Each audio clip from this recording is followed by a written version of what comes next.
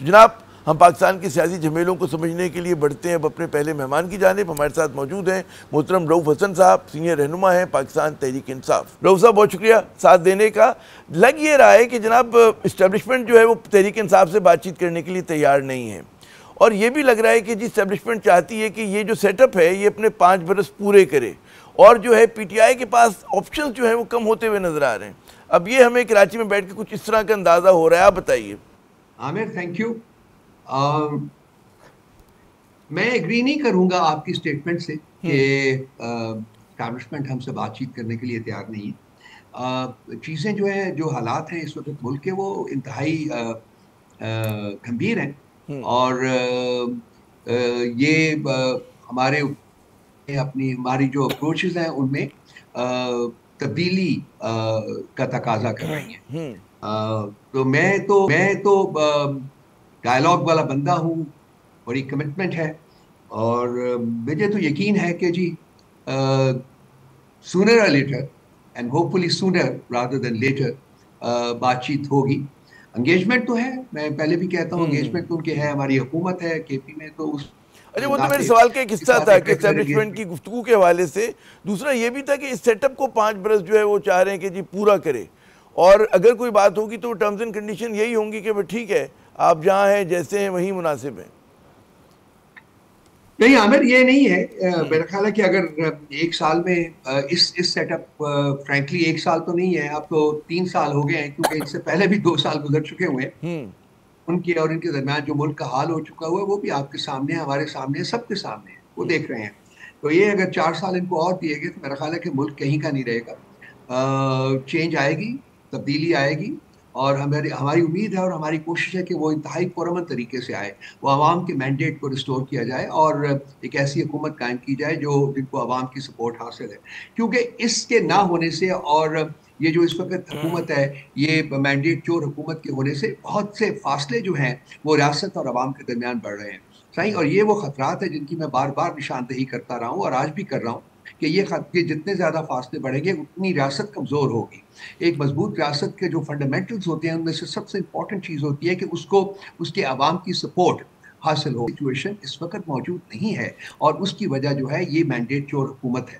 اس لیے اس کا جانا جو ہے وہ ٹھہرا ہوا ہے, لیکن امید کی جاتی ہے کہ جی وہ اس میں دیر نہ کی جائے, زیادہ نہ کی جائے, اور ہم کوئی ڈیل نہیں مانگ رہے, ہم تو کہتے ہیں کہ جو عوام نے مینڈیٹ دیا اس کے مطابق حکومت بننی چاہیے. That's all. اچھا یہ جو آپ فرما رہے ہیں کہ مطلب عوام میں اور حکومت میں فاصلے بڑھ رہے ہیں, ریاست میں فاصلے بڑھ رہے ہیں, یہ بہت سارے دانشور اور کہہ رہے ہیں, لیکن اس کا جواب جو ہمیں ملتا ہے جب ہم بات کرتے ہیں حکومت کے لوگوں سے کہ جناب مطلب ہے کہ کچھ بھی ہو, یہ حالات ایسے نہیں ہیں کہ ہمارے قابو سے باہر نکل آئیں, اور بقول ان کے کہ جی بعض چیزیں ہماری بہتر بھی ہو رہی ہیں, اور وہ معیشت کا حوالہ دیتے ہیں, جیسا بھی دیتے ہیں, ظاہر ہے وہ قابل بحث بات ہے, وہ اور چیزوں کا کرتے ہیں. تو اس میں یہ والا جو مفروضہ آپ پیش کر رہے ہیں, اور بہت سارے اور لوگ, میں یہ نہیں کہہ رہا بڑے جو درد دل لگتے ہیں پاکستان کا, وہ یہی کہہ رہے ہیں کہ جی حالات بہت زیادہ برے ہو رہے ہیں, لیکن دوسری طرف آرگیومنٹ یہ کہ جناب ہم سنبھال لیں گے اور چلنا ہے ملک کو, تو ایسے ہی چلنا ہے, ہمیں مطلب ہے دہشت گردی کو کچلنا ہے, ہمیں سیاسی اختلافات کو قابو رکھنا ہے, اور جو بھی ان کا ایجنڈا ہے. جی عامر صاحب, یہ حالات سنبھالنے کی جو یہ دعویٰ کرتے ہیں, تو حالات کیسے سنبھالے ہوئے ہوں؟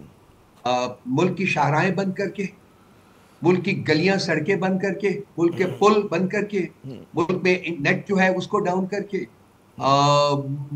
گولیاں چلا کے, قیدوں میں ڈال کے, ٹارچر کر کے.